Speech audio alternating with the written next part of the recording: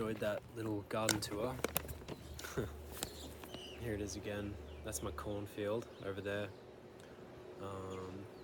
We have some tomatoes growing up on that metal frame in the middle. We've got a little pinwheel spinning up there. It's a little bit like the Korok pinwheels from Breath of the Wild. That's why I put it there. I like that. I got a freaky scarecrow back there. Some bone chimes. Yeah, we're growing cucumbers, pumpkins, zucchinis, a few fruit trees that aren't quite ready yet. The corn,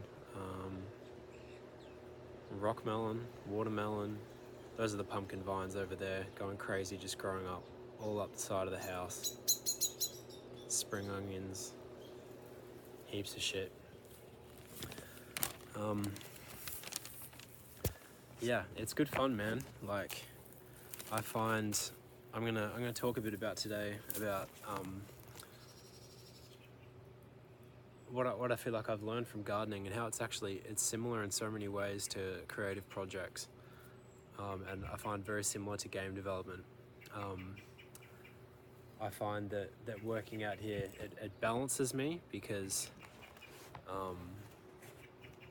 I think I spend a lot of time at the computer, obviously, and I'm sort of hunched over and like inside and use my brain a lot. Whereas when I'm out here, it's sort of the opposite. I'm moving my body around. I'm not thinking too much. I'm sort of just digging or pruning or picking or planting. It doesn't take the same mental capacity. I'm sort of back in my body again. I'm out in the sun, and I find that yeah, it does a lot of good things for me. It's actually taught me a lot. I think it's made me a better game developer, and so that's what I'm going to talk about today. I'm going to talk about some of the lessons that I've learned about game development and creative projects from gardening and taking care of plants and growing plants. And so I guess the first thing is that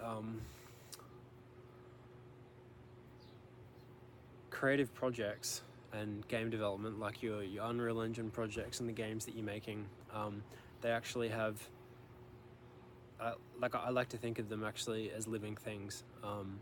I think they've got a life cycle just like a plant or just like a garden, and within that life cycle they have seasons. So they have a spring, they have a summer, they have an autumn, and they have a winter. And maybe you go through several cycles, or maybe your project just goes through one. Like some plants are seasonal, some plants only last 1 year, and some go around and around. And the whole time, you know, they grow at their own pace. There's this beautiful quote, I think it's by Ralph Waldo Emerson, or maybe it's not by him, maybe it's by Lao-tzu, I can't remember. But the quote is that nature doesn't hurry, but all things are accomplished. And that's true. A plant doesn't need to be told how to grow. It doesn't rush. It knows what it needs. It knows how to get its nutrients, and so it just sits there. It absorbs nutrients, and then it grows. And the growth actually, sometimes it can look like they're not growing.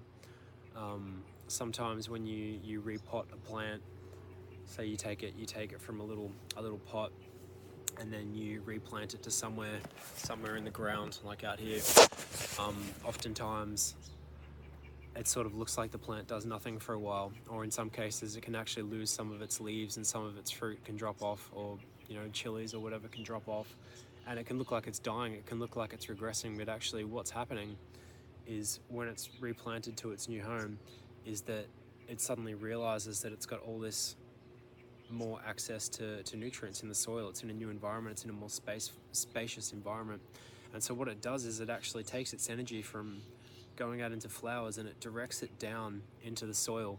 And so while it looks like from our eyes, like looking at the plant, it looks like it's dying, it's not growing, it's not getting bigger, it doesn't look like it's progressing.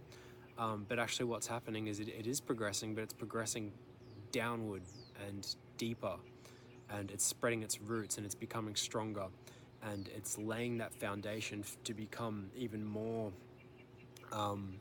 like solid and sturdy and powerful, so that it can produce more fruit. And just that lesson alone, I feel like, is such a powerful metaphor for the different seasons and cycles that we go through in game development.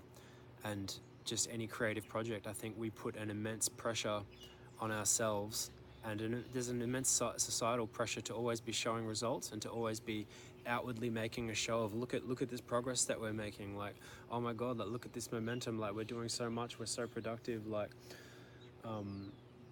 when actually that's not actually what needs to happen in order for something to be a success, and in order for a project or a game or a piece of art to be a success, or for a human being to be a success. Sometimes what you actually need, and what's healthy and what's the right thing to do, is to actually turn your energy inward and grow those roots, and not, put this energy into producing stuff that looks good on the outside, the flowers.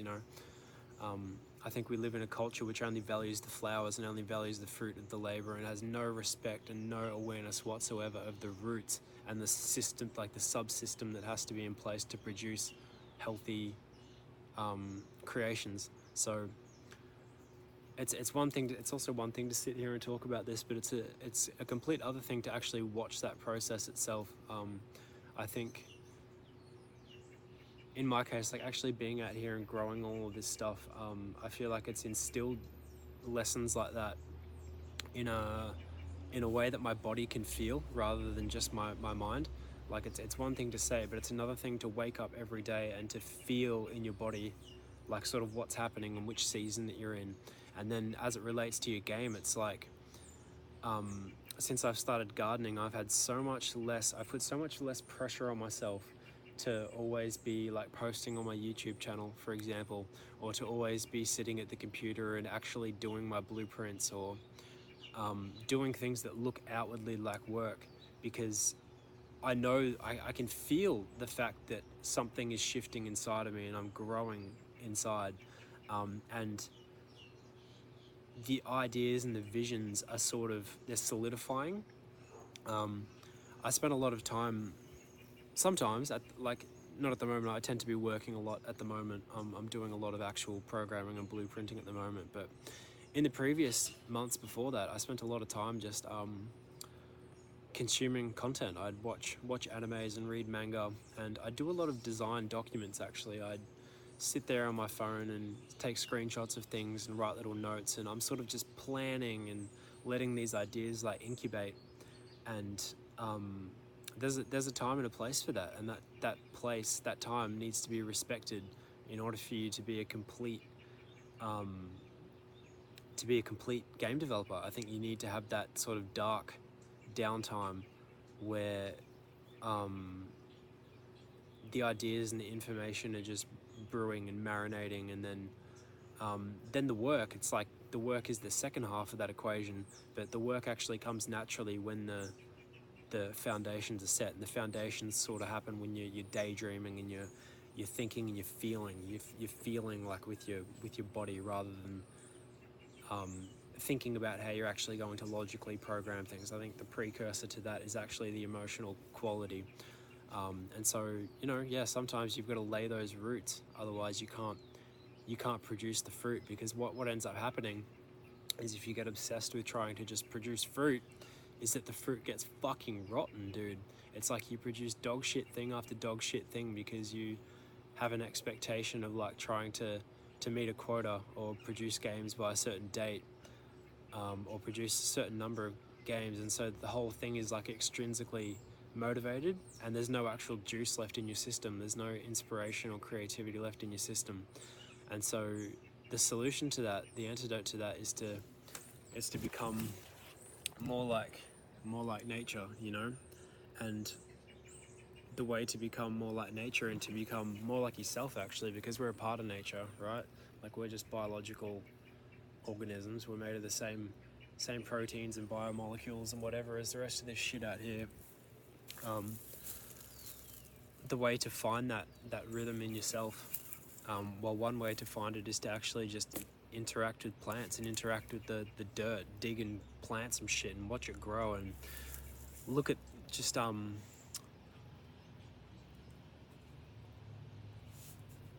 by living around it, I think, is how you learn. Living around plants and watching their life cycle, and watching the rate at which they grow, and watching the conditions that they grow well in and which ones they don't. And yeah, anyway, I think everyone should have a garden. And if you don't have space, you know, you can always do stuff in pots. I've got plenty of pots where I grow smaller things. I think it really teaches you a lot, man. And I think it rewards you as well. It rewards you with their fruit. And yeah, you learn about yourself through watching the plants. You watch how they live and how they die, and then when you're out there taking care of them every day, you can't help but to see parallels, like in your own life and with things that you're working on. And it's like a tuning fork. Like every day I come out here and I watch the rate at which my plants grow, and then I can't help but to compare that to a project that I'm working on. And then I think about how I'm getting stressed out about not working quick enough or this or that. And then I come out and look at my plant. It looks the same as it was yesterday, or maybe it's slightly bigger, and then it sort of recalibrates my nervous system to maybe not expect so much of myself, or to maybe expect more of myself, or you know, believe in myself more, or take things slower, or you know, it's helpful to look at. So that's it, man. I'm going to leave that video there. I'm just going to leave you with that quote one more time. Nature doesn't hurry, and yet all things are accomplished. And we are part of nature, and your projects are a part of nature. Just because they're in a computer doesn't mean that they're not a natural phenomenon, you know? I think computers are made up of the elements of the earth, right? Like they're made from, I don't actually know what computers are made of, but silicon and computer chips, bits of gold, I think. They're made of stuff that was mined out of the earth, and it's been arranged in a way that produces a computer. All the wires and all the circuit boards and the data and everything like that. And yeah, we're biological too, bro. So I think the more time we spend like looking at the world and the natural processes of the world, the more we become aware of what's going on inside ourselves. And I think things like this, hobbies like gardening, yeah, I think can teach you a lot about yourself, and